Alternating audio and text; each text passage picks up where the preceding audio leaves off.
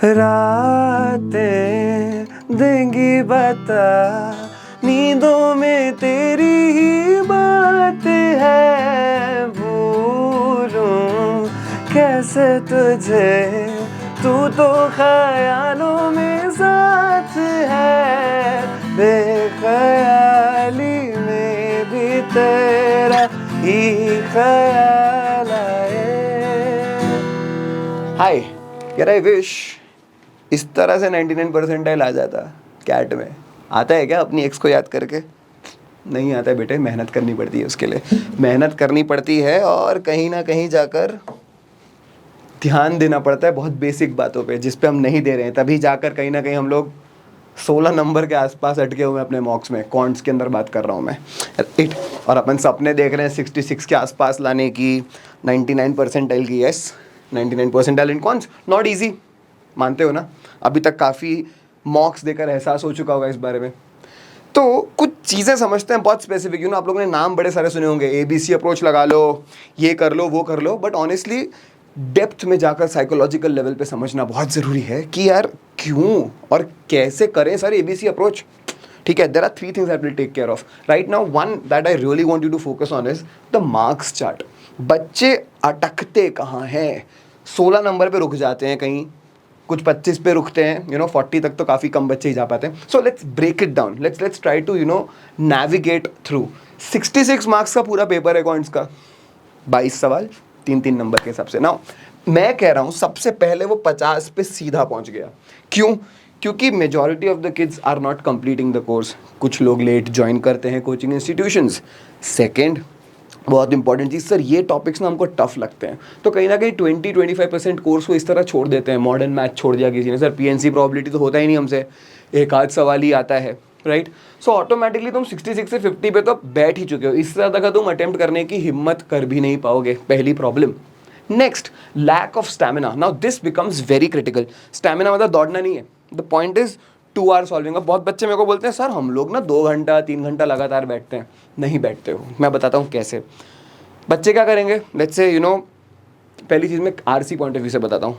वो लोग बोलते हैं सर हम 4 RC एक साथ सॉल्व करते हैं। एक साथ का मतलब एक RC किया, फिर सोल्यूशन देखे, 5 मिनट 6 मिनट RC पढ़ा, 3-4 मिनट सॉल्व किया, फिर 4-5 मिनट आराम से सोल्यूशन देखते हैं, ये सही है ये गलत। प्रॉब्लम क्या है, जो 4-5 मिनट सोल्यूशन देख रहे हैं ना, वहाँ पर तुम्हारा माइंड चिल हो जाता है, समझो ना कि हाँ भाई अब सोल्यूशन देख रहे हैं, okay let's chill.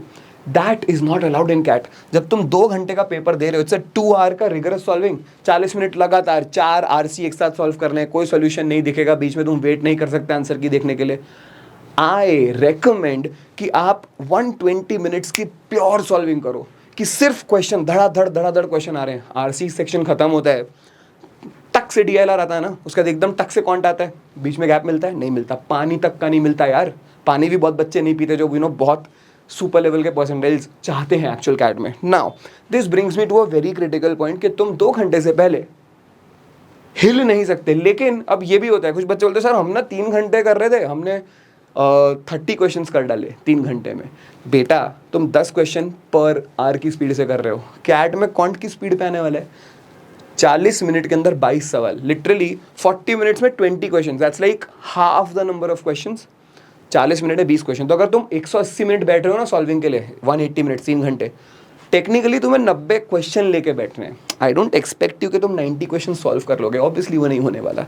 My idea is that should be the intensity, कि 90 क्वेश्चन देख के जो बेस्ट ईजी लग रहे हैं वो कर पाऊँ। ओके, नाउ तो लेट्स ब्रेक इट डाउन। तो 50 से ऑटोमेटिकली तुम 40 पे गिर जाते हो, क्योंकि तुम्हें आदत ही नहीं है 2 घंटा लगातार बैठने की। This is extremely important, solving with a tired brain. Can't specifically तुम्हें थके दिमाग से करना है। कुछ बच्चे रात को प्रेफर करते हैं, मैं कहता हूँ 40 मिनट मस्त RCs करो या VA करो, फिर 40 minutes do DINLR, then sit down with 40 minutes of absolutely intense quantitative aptitude. तब जाकर तुम्हारा ये वाला जो स्टैमिना है ना वो बिल्ड होगा।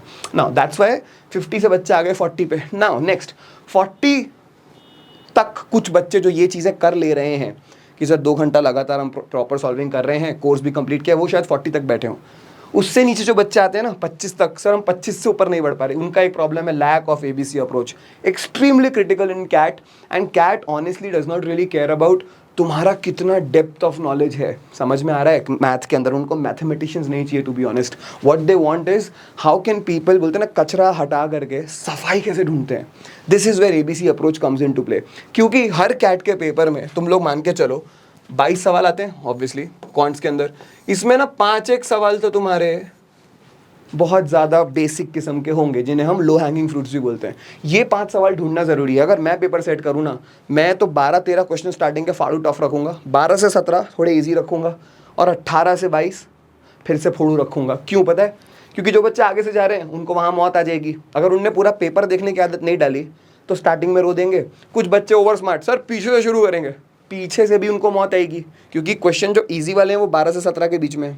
Do you understand that? Sir हम बीच से कर लें क्या? नहीं, कोई गारंटी नहीं है कब आएगा, कैसे आएगा, कहीं भी किसी भी ऑर्डर में आ सकता है। सो द पॉइंट इज वो 5 सवाल ढूंढना है। A in ABC approach essentially means that the low hanging easy questions वो तुम्हें 5 पकड़ने हैं। नाउ 22 क्वेश्चन का पैलेट होता है ना, जो तुम्हारा यूजर इंटरफेस है, 22 सवाल होते हैं, उसमें से 5 सवाल तुमने ढूंढे। अब मैं कह रहा हूँ जो ऊपर से दिखते हैं ना कि सर ये तो यार मुंह से हो रहा है, बात करते करते कर लूंगा मैं, you know I don't even need a pen for this, वो है तुम्हारे 5 सवाल जो 1 मिनट के अंदर हो रहे हैं। जो लगे सर ये देखा है, कर सकता हूँ, जीवन में कभी किया है, थोड़ा लेंदी है, आधा पेज 1 पेज लगेगा, 2 मिनट लूंगा, वो क्वेश्चन मार्क फॉर रिव्यू होने चाहिए। लेट्स से वो 5-7 क्वेश्चन ऐसे निकले, वो क्वेश्चन होने चाहिए तुम्हारे मार्क फॉर रिव्यू। ये होंगे पर्पल रंग में, तुम्हें पता होगा उसमें पर्पल हो जाता है अगर तुम मार्क फॉर रिव्यू करो तो। पल पल नहीं कह रहा हूँ, पर्पल है ना, वो गाने के जोन से बाहर। So 7 questions will be such, मोटा मोटा बात कर रहे हैं। Now what I expect from you is पहले 12 minute, let's break down these 40 minutes, okay? 40 minutes जो हैं, पहले 12 मिनट तुम खर्च करो ये 5 सवाल ढूंढ के इनको वहीं पे ख़त्म करने में। 7 क्वेश्चन तुमने मोटा मोटा ऊपर से बड़ा और उसको मार्क फॉर रिव्यू कर दिया। अब ये 7 क्वेश्चन जब सेकंड राउंड में आओगे, हर एक क्वेश्चन पे ईमानदारी से 2-2 मिनट दो देंगे। 14 मिनट हुए, पहले तुमने 12 मिनट उड़ाए ढूंढने में पहले 5 सवाल, फिर 14 मिनट तुमने और उड़ाए ये 7 क्वेश्चन को सॉल्व करने में। तुमने बोला सर 7 चुने तो थे बट हमको 4 ही हुए, 3 नहीं हुए, कोई बात नहीं, तुम्हारे अभी तक कितने सॉल्व हो गए हैं? तुमने स्टार्टिंग में 4 या 5, let's say 4 hanging low hanging fruits खा लिए, 5 में से 1 छोड़ देते हैं, 7 में से तुमने 4 मीडियोकर क्वेश्चंस कर लिए, तुम्हारे 26 मिनट खर्च हो चुके हैं यहाँ पर।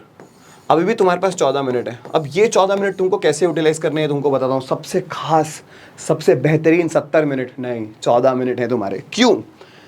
तुम्हें कभी पेपर देने का ऐसा एहसास होता है सर यार शिट यार ये क्वेश्चन मेरे से हो जाता, मैंने इसको ज़्यादा ध्यान नहीं दिया, टाइम नहीं दिया, अबे ये क्वेश्चन तो देखा ही नहीं, 21-22 क्वेश्चन तो मैं देख ही नहीं पाया। वो क्वेश्चंस तुम इन 14 मिनट्स में, तुम्हारा क्योंकि माइंड चिल हो चुका है, कैसे? जो आसान सवाल थे वो तुमने पहले ही निकाल दिए, जो मीडियोकर सवाल थे जो तुम्हारी हैसियत थी करने की वो तुमने यहाँ निकाल दिए। 8 सवाल करके तुम 24 नंबर के आसपास लेकर बैठे हो। तुम्हें पता है 24 नंबर के आसपास तुम 99 परसेंटाइल का पता नहीं लेकिन 90 प्लस आराम से पार कर चुके हो। 90 परसेंटाइल तुमने छू लिया है। So you are eligible for most of the colleges. Now it's about capitalising. इन 14 मिनटों में तुम वो सवाल ढूंढोगे जो 5 में से 1 लो हैंगिंग फ्रूट छूट गया था ना, वो शायद तुम्हें अब मिल जाए क्योंकि दिमाग शांत हो चुका है। नेक्स्ट, कुछ मोटे लंबे सवाल जो टीएसडी के होते हैं ना, इतने 4-5-6 लाइन के, पर उनको सॉल्व करते करते ही आंसर आ जाता है लाइन में, वैसे 1 आध सवाल और निकाल आता है। और ये जो तुमने 7 लिए थे, 4 हो गए थे, प्रेशर थोड़ा ज़्यादा था तो 1 आध नहीं हुआ था, 1 आध सवाल वहाँ से और निकाल आता है। 4-4 8 9 10 11 सवाल कर डाले तुमने।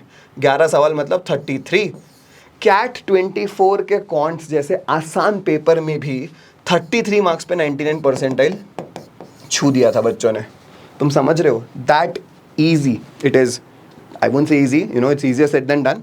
ये मेहनत करनी पड़ेगी तब जाके। दिस इज़ एन आर्ट कि सर आज सीख लिया अगले पेपर में इम्प्लीमेंट कर देंगे, नहीं होगा। This demands a lot of इसीलिए हम लोग बहुत सारे टेस्ट देते हैं टू एम्प्लॉय दिस स्ट्रैटेजी, क्योंकि मैंने खुद किया है ये काम एग्जाम के अंदर।